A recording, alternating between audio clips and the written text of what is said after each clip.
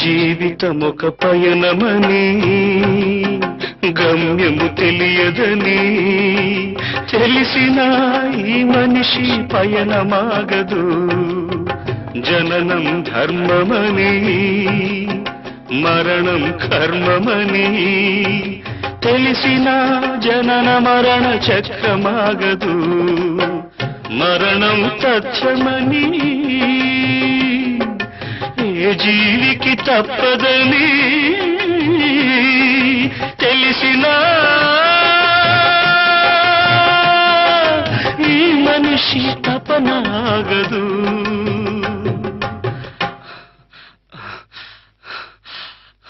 ఈ బ్రతుకు తపనాగదు. ఆగదు ఏ నిమిషము నీ కోసము, ఆగితే సాగదు ఈ